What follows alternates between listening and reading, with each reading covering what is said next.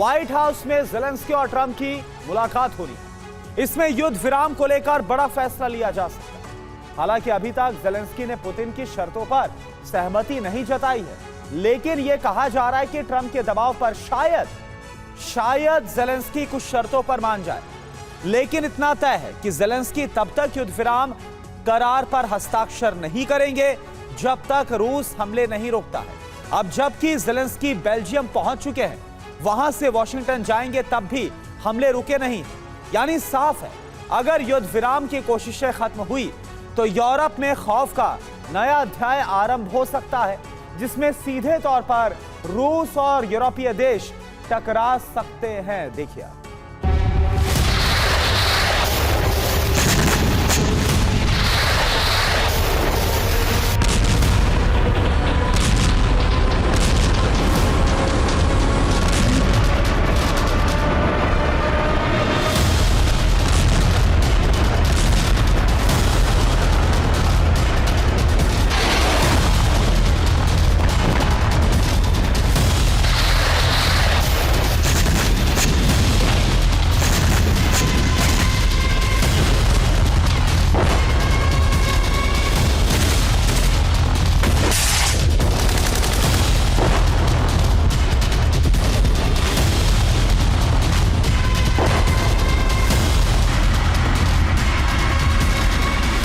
Countdown आरंभ हो चुका है। अब या तो शांति होगी या फिर बारूदी सुनामी आएगी।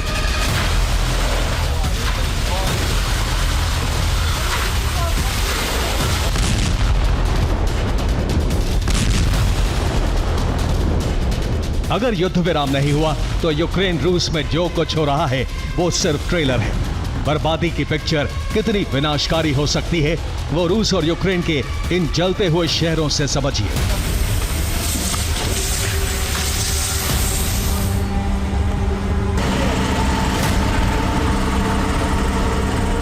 युद्ध विराम नहीं हो पाने की सूरत में ऐसी तस्वीरें रोज आएंगी, सिर्फ रूस या यूक्रेन से ही नहीं बल्कि पूरे यूरोप से।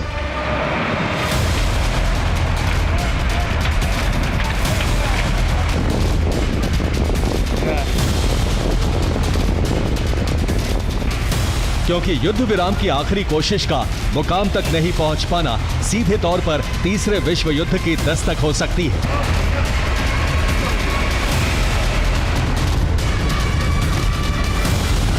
जिसमें रूस और यूरोप में आर पार की जंग हो सकती है। अब सब कुछ 3 किरदारों पर निर्भर करता है कि आगे यूरोप में क्या होने वाला है।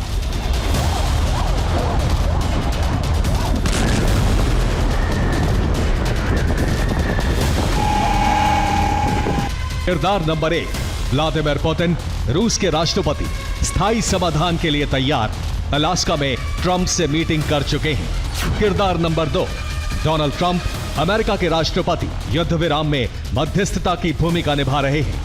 पुतिन के बाद ज़ेलेंस्की से मीटिंग करेंगे। किरदार नंबर 3, वोलोदिमीर ज़ेलेंस्की, यूक्रेन के राष्ट्रपति, युद्ध विराम के लिए तैयार, लेकिन 1 इंच भी जमीन रूस को नहीं देंगे। ट्रंप से मिलने वॉशिंगटन जा रहे हैं।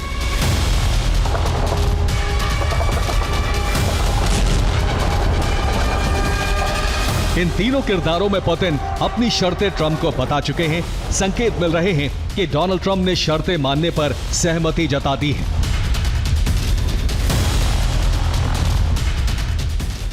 लेकिन अब ज़ेलेंस्की की बारी है कि उनका रुख क्या रहता है। हालांकि इसमें सबसे बड़ा फैक्टर डोनाल्ड ट्रंप का दबाव काम करेगा, क्योंकि वॉशिंगटन अधिवेशन शुरू होने में कुछ घंटे रह गए हैं। व्हाइट हाउस में ट्रंप ने ज़ेलेंस्की को बुलावा भेजा है, साथ ही यूरोपीय देशों के मुखिया भी पहुंच रहे हैं। यानी युद्ध विराम पर फैसला लिया जा सकता है, जिससे ज़ेलेंस्की के अलावा दूसरे यूरोपीय देश भी सहमत हों। लेकिन सोचिए, अगर युद्ध विराम पर ज़ेलेंस्की तैयार नहीं हुए तो समझिए पुतिन के प्रकोप से उन्हें कोई नहीं बचा सकता, शायद ट्रंप भी नहीं, क्योंकि ये ट्रंप की आखिरी कोशिश है।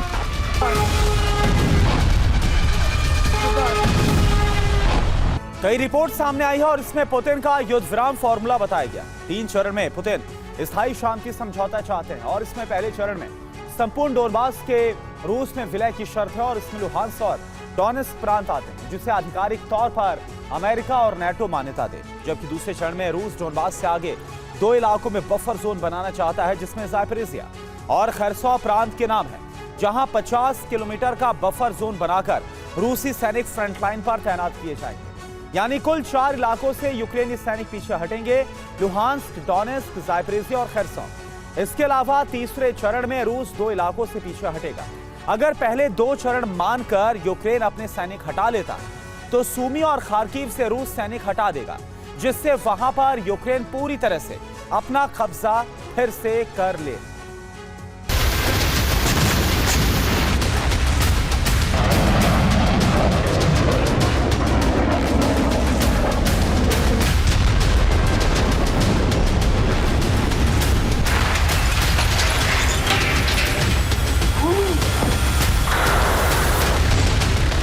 पुतिन जिस पैटर्न पर काम कर रहे हैं वो ठीक 2014 जैसा है, जब रूस ने क्रीमिया पर कब्जा किया था।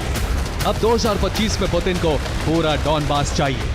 अगर युद्ध विराम में ज़ेलेंस्की इस शर्त को मान लेते हैं तो सब कुछ ठीक रहेगा, नहीं तो पुतिन इतने बम बरसाएंगे कि डोनेस्क और लुहांस्क के अलावा कई और इलाके भी यूक्रेन के हाथ से जाएंगे।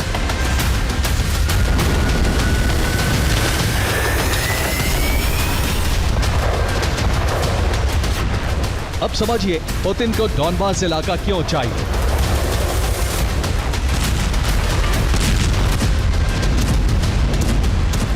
डॉनबास यानी लुहांस्क और डोनेस्क को मिलाकर बना पूरा इलाका, यहां से क्रीमिया तक पूरा बिजनेस कॉरिडोर बनेगा, क्योंकि काला सागर तक नया समुद्री मार्ग बना सकता है। डॉनबास में रूसी कल्चर से जुड़े लोग रहते हैं। इसके अलावा इस इलाके में अधिकतर रशियन बोलने वाले लोग हैं। साथ ही इस इलाके में सबसे ज्यादा कोयला भंडार है, रेयर मिनरल्स का भी विशाल भंडार है।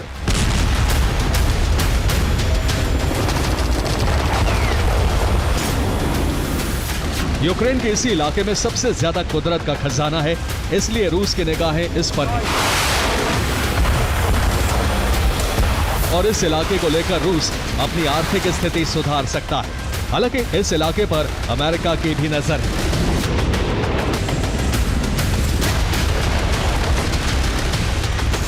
हो सकता है पुतिन और ट्रंप में डॉनबास में मिलने वाले रेयर मिनरल्स को लेकर कोई सीक्रेट डील हुई। अभी ज़ेलेंस्की पर दबाव बनाकर ट्रंप जल्द से जल्द युद्ध विराम कराना चाहते हैं।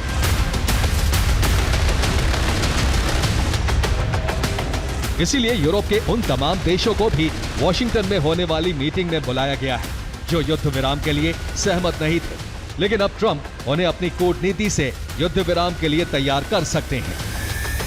पुतिन ट्रंप के अलास्का वार्ता के बाद अब दुनिया भर की निगाहें वॉशिंगटन समिट पर है, जहां पर ट्रंप और ज़ेलेंस्की की मुलाकात होनी। लेकिन ज़ेलेंस्की के साथ कई यूरोपीय नेता भी यहां पर पहुंच गए, यानी व्हाइट हाउस में कुछ बड़ा होने वाला है। मीटिंग में शामिल होने वालों के नाम सामने आ रहे इमैनुअल मैक्रोन, जो कि फ्रांस के राष्ट्रपति हैं। इसके अलावा जॉर्जिया मेलोनी, इटली की प्रधानमंत्री, फ्रेडरिक मर्ज, जर्मनी के चांसलर, और साथ साथ उर्सुला वॉन डेर, जो कि अध्यक्ष हैं ईयू के, अलेक्जेंडर स्टब, जो कि फिनलैंड के राष्ट्रपति है। इसके साथ साथ सर कीर स्टारमर, ब्रिटेन के प्रधानमंत्री भी पहुंच रहे हैं। और इसके अलावा कैरोला नावरोकी, पोलैंड के राष्ट्रपति, और मार्क रूटे, जो नेटो चीफ हैं, ये सभी पहुंच रहे हैं। यानी कि मुलाकात बहुत अहम होने वाली है।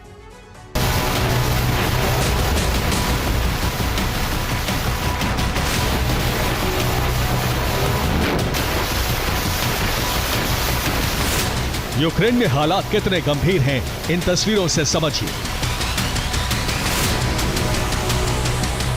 ये 3 तस्वीरें हैं। एक तरफ युद्ध विराम वार्ता के लिए ज़ेलेंस्की वॉशिंगटन में ट्रंप से मिलने जाने वाले हैं।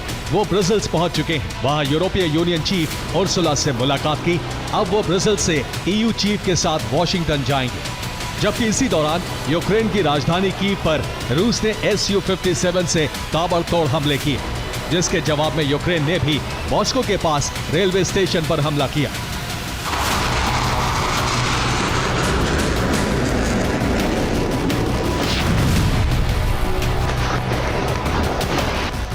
यानी युद्ध विराम की कोशिशों के बीच भी तबाही रुकी नहीं है, जो सीधे तौर पर संकेत है कि अगर युद्ध विराम नहीं हो पाया तो यूरोप में हालात काफी खौफनाक हो सकते हैं।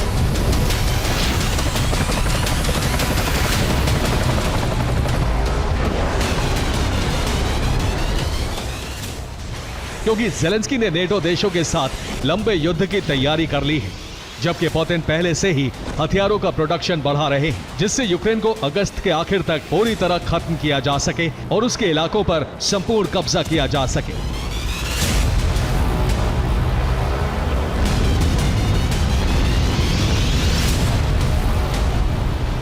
लेकिन पुतिन ट्रंप के कहने पर जेलेंस्की को एक और मौका देना चाहते हैं, जिससे युद्ध का स्थायी समाधान निकल सके। ट्रंप की तरफ से भी कहा गया है, मुझे लगता है कि युद्ध विराम से बेहतर एक शांति समझौता है जो जल्दी हो और स्थायी हो। ये ठीक वैसी ही शर्त है जो पुतिन ने रखी है। पुतिन भी सीज़फायर के मुकाबले स्थायी हल की वकालत कर रहे हैं, जबकि जेलेंस्की सुरक्षा की गारंटी मांग रहे हैं, लेकिन पुतिन की शर्तों को मानने से फिलहाल इनकार कर रहे हैं। यानी अब सब कुछ वॉशिंगटन मीटिंग पर निर्भर करता है, जहां से शांति का रास्ता निकलता है या विनाश का अलार्म बजता है। Bureau report, TV9 Bharatvarsh. और देखिए एक और अहम खबर, युद्ध विराम को लेकर अमेरिका का बड़ा बयान, यूक्रेन को सुरक्षा की गारंटी दी जा सकती है। अलास्का वार्ता में ट्रंप पुतिन में बनी है सहमति। ट्रंप के विशेष दूत विटकॉफ ने दी है इस बारे में जानकारी। तो अलास्का वार्ता के बाद ट्रंप और जेलेंस्की यूरोपीय नेताओं से मिलने वाले हैं और युद्ध को खत्म कराने की कोशिश की जा रही है, लेकिन यह समय रूस के लिए बेहद कीमती है।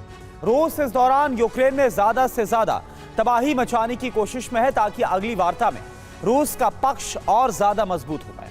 वार्ता खत्म होते ही यूक्रेन और रूस में जबरदस्त संग्राम छिड़ गया है। रूस यूक्रेन की जमीन पर कब्जे की कोशिश में है, तो वहीं रूस में भी कई धमाके हुए। यूक्रेन ने फिर से एक रिफाइनरी को निशाना बनाया और रूसी सेना की सप्लाई लाइन पर हमला किया गया। अलास्का में पुतिन के चेहरे पर मुस्कुराहट थी, लेकिन यूक्रेन के हालात में कोई परिवर्तन नहीं हुआ है। पुतिन ट्रंप के सवालों का जवाब दे चुके हैं, अपनी शर्तें बता चुके हैं, अपनी बातें रखाए हैं।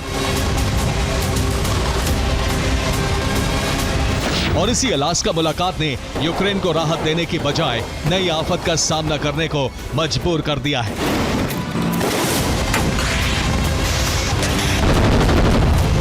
रूस को अब प्रतिबंधों का डर नहीं है। ट्रंप अब रूस के खिलाफ फैसले नहीं लेंगे। रूस की सेना कब्जा अभियान चलाएगी। अलास्का से लौटने के बाद पुतिन ने एक बार फिर रक्षा मंत्री और कमांडर्स के साथ बैठक की। माना जा रहा है कि पुतिन ने सेना को 15 दिनों का अल्टीमेटम दिया है और इस दौरान रूसी सेना निर्णायक युद्ध की शुरुआत करेगी।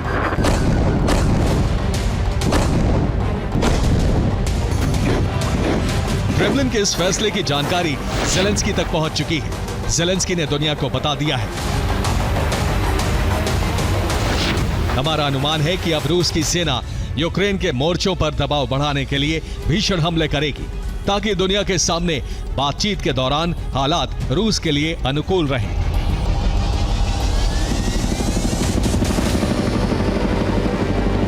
जेलेंस्की जैसा सोच रहे हैं, रूस के लीडर्स भी वैसे ही राय रखते हैं।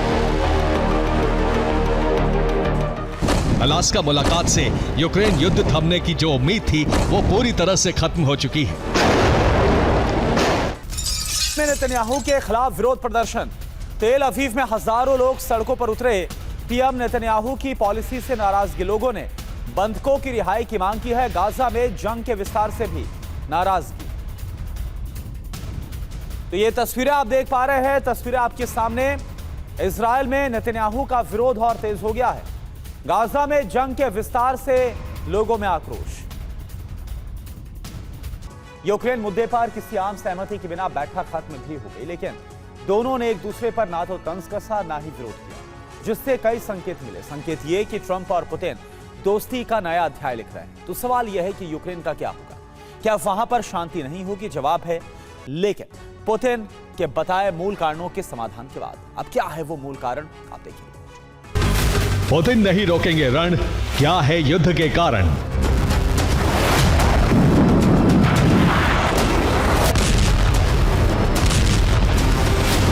यूक्रेन रूस युद्ध के समाधान के लिए अलास्का में ट्रंप और पुतिन के बीच वार्ता तो हुई, लेकिन इस वार्ता में समाधान का कोई भी बिंदु तय नहीं हो सका। हालांकि ट्रंप और पुतिन के बीच कई बिंदुओं पर सहमति तो बनी, लेकिन ट्रंप आंशिक या अस्थायी युद्ध विराम के लिए भी पुतिन को नहीं मना पाए।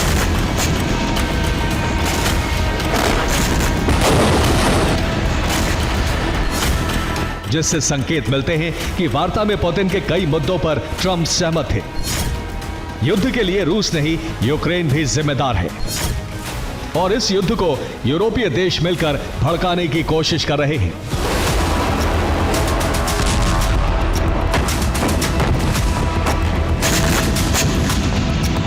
तो क्या इस युद्ध का कोई समाधान नहीं है? क्या ट्रंप यूक्रेन और यूरोपीय देशों पर दबाव बनाकर ही इस युद्ध का समाधान करवा पाएंगे? और अगर ऐसा हुआ तो फिर भविष्य में दो तरह की स्थिति बननी तय है। पहली, ट्रंप का पुतिन के दबाव में आकर कदम उठाना, और दूसरी, द्वितीय विश्व युद्ध के समय जैसी रूस यूएस की मित्रता।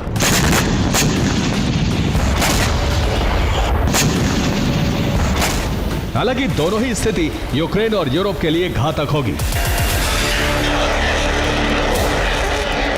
लेकिन हैरानी की बात यह है कि होना यही है जिसके संकेत खुद पुतिन ने दिए हैं।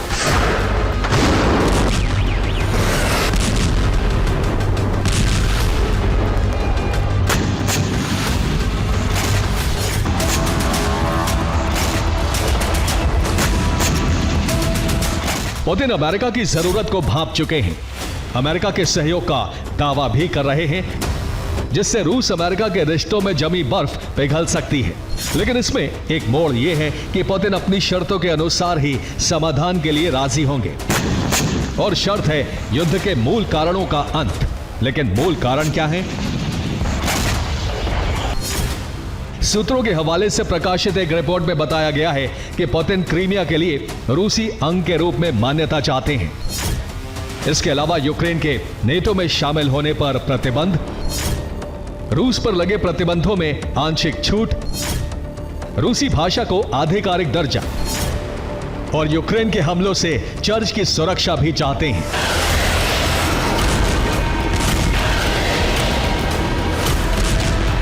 हालांकि बात अगर यहीं तक सीमित होती तो शायद ज़ेलेंस्की इससे मान भी लेते, लेकिन जैसे ही मूल कारण पुतिन की शर्तों में ढलते हैं, वैसे ही ये एहसास होने लगता है कि दरअसल पुतिन यूक्रेन का आत्मसमर्पण चाहते हैं, जिसका प्रमाण है युद्ध के बाद बने हालातों पर समझौता। रूसी सेना इस समय खार्किव से लेकर खैरसौं तक यूक्रेनी सेना के साथ जंग में, और मूल समाधान का मुख्य केंद्र यही क्षेत्र है जिसे पुतिन हासिल करना चाहते हैं। इसलिए पुतिन चाहते हैं कि रूस यूक्रेन के बीच जंग के इस मूल कारण को समझौते का आधार बनाया जाए और डोनेत्स्क, लुहांस्क, ज़ापोरिज़िया और खैरसौं से यूक्रेन सेना वापस लौट जाए। यानी इनके हटते ही युद्ध विराम हो जाएगा, लेकिन ये एक तरफा ही होगा। यूक्रेन को क्या मिलेगा? पुतिन यूक्रेन को खार्किव और सुमी सौंपेंगे। जो सेना इस समय वहां पर तैनात है वो रूसी सेना वापस जोनबास रीजन में लौट आएगी और पोजीशन ले लेगी। और कीव की सेना चाहे तो फ्रंट लाइन पर अपनी तैनाती कर सकती है, लेकिन टकराव नहीं होगा। देखिए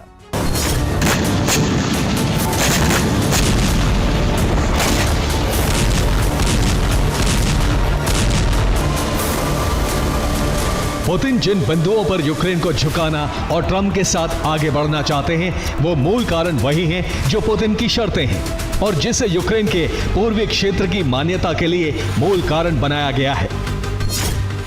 इसे ऐसे समझा जा सकता है कि पुतिन के मूल कारणों का मतलब रूस के औचित्य से है, जो यूक्रेन के राजनीतिक और ऐतिहासिक मामले में दखल है। यानी पुतिन युद्ध विराम के लिए विकल्प और शिकायतों को मिला रहे हैं और यूक्रेन के पूर्वी क्षेत्र को रूसी प्रभाव में लाने का मार्ग बना रहे हैं। इसके अलावा कीव में एक लचीली और रूस समर्थक सरकार बनाना चाहते हैं।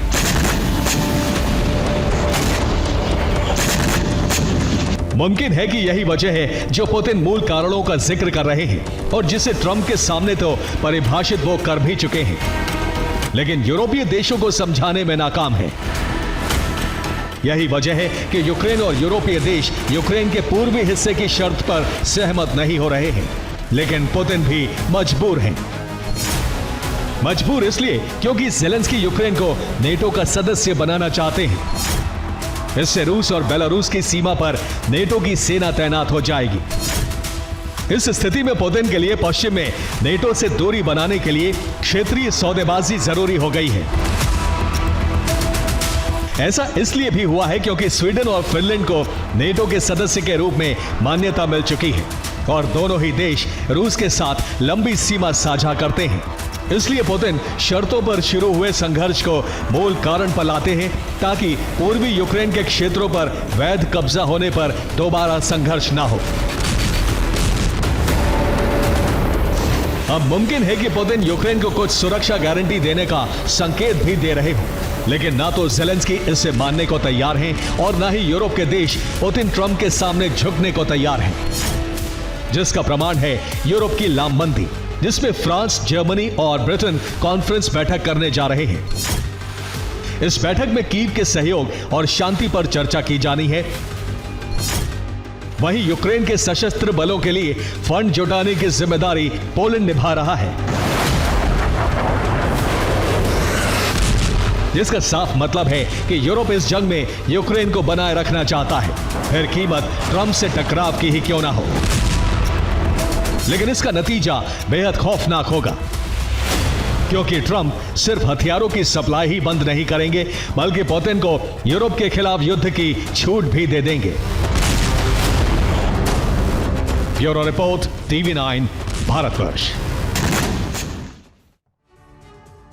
ईरान की राजधानी तेहरान में बड़ा विस्फोट हुआ है। तेहरान के ऑयल डिपो में आग लग गई। आग लगने के कुछ सेकंड के बाद बड़ा धमाका हुआ। ईरान को इजराइल के हमले का शक।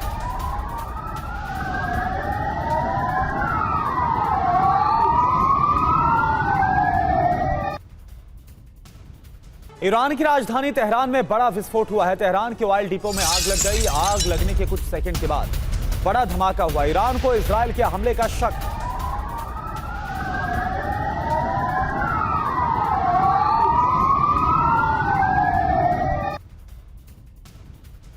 डोनाल्ड ट्रंप हर कीमत पर युद्ध विराम चाहते हैं, लेकिन अलास्का वार्ता के बाद इसकी उम्मीद कम होती नजर आई और इसकी बड़ी वजह नॉर्डिक और बाल्टिक कंट्रीज का एक नया ऐलान भी है। इन देशों ने रूस के सरेंडर तक यूक्रेन की मदद करने का ऐलान किया और इसके बाद रूसी राष्ट्रपति भड़के हुए। माना यह जा रहा है कि अब पुतिन के टारगेट पर नॉर्डिक और बाल्टिक के 8 देश हैं। इन पर हमले के साथ पुतिन अपने यूरोप अभियान की शुरुआत कर देंगे।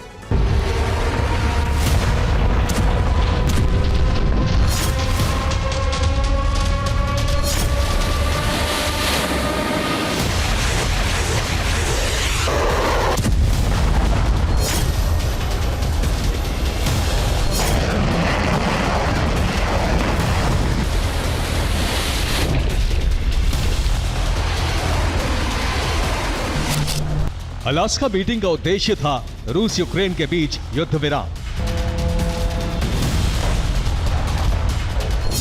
लेकिन पुतिन ट्रंप की इस मुलाकात के बाद जंग के विस्तार का खतरा कई गुना बढ़ चुका है।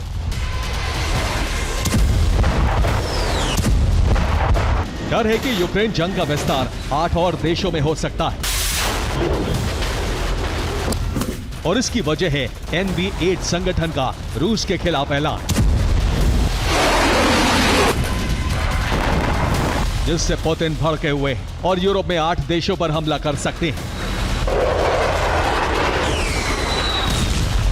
ये 8 देश कौन से हैं आपको बताएंगे, लेकिन पहले NB8 संगठन और उसके ऐलान के बारे में आपको बताते हैं। NB8 नॉर्डिक और बाल्टिक देशों का संगठन है, जिसका गठन साल 1992 में हुआ था। इसमें कुल 8 देश शामिल हैं, जिन्होंने रूस के खिलाफ जॉइंट स्टेटमेंट जारी किया है।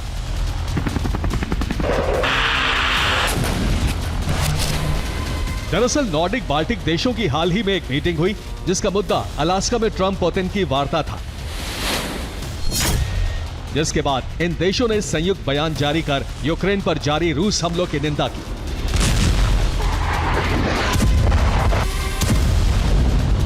इसके साथ ही NB8 देशों ने रूस के खिलाफ 5 बड़े ऐलान किए।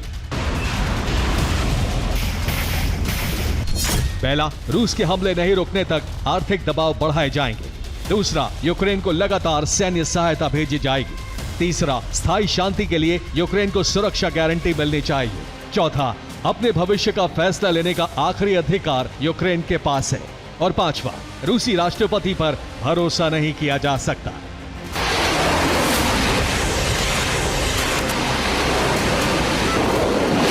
NB8 यानी नॉर्डिक और बाल्टिक देशों के इस संयुक्त बयान के बाद रूसी राष्ट्रपति आग बबूला है। ऐसे में माना जा रहा है कि पुतिन इन देशों के खिलाफ युद्ध का बिगुल फूंक सकते हैं। दरअसल रूसी राष्ट्रपति ने अलास्का मीटिंग के दौरान ही साफ कर दिया था कि वो स्थायी युद्ध विराम के लिए अपनी किसी शर्त से पीछे नहीं हटेंगे।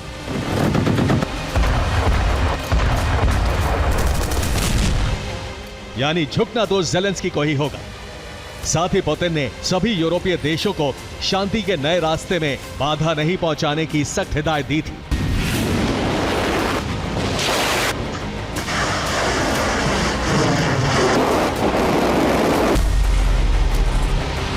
अब इस ऐलान के बाद नॉर्डिक और बाल्टिक देश पुतिन के गुस्से की आग में झुलस सकते हैं।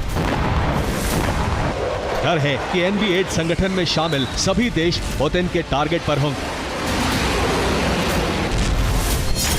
माना जा रहा है कि रूस अपनी और बेलारूस की सीमा से सटे बाल्टिक देशों एस्टोनिया, लातविया और लिथुआनिया के खिलाफ ग्राउंड ऑपरेशन शुरू कर सकता है। इसके अलावा नॉर्डिक देश फिनलैंड भी रूसी सीमा से सटा है, यहां भी रूस ऑपरेशन शुरू कर सकता है। साथ ही स्वीडन, नॉर्वे, डेनमार्क और आइसलैंड को पुतिन स्कंदर और यार्स मिसाइलों से दहला सकते हैं।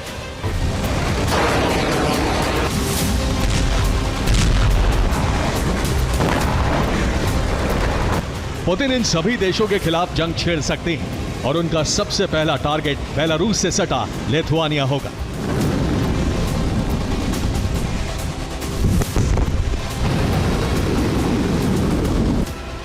दरअसल लिथुआनिया पर कब्जे के जरिए रूस की पहुंच सीधा बाल्टिक सागर से लगे रूसी क्षेत्र कैलिनिनग्राद तक होगी। रूस बेलारूस के जरिए इससे सीधा जुड़ जाएगा।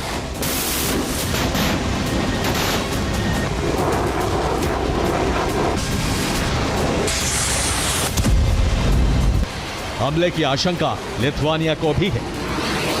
ऐसे में लिथुआनिया ने पुतिन पर दबाव बनाने के लिए यूरोपियन यूनियन के सामने दो मांगे रखी हैं।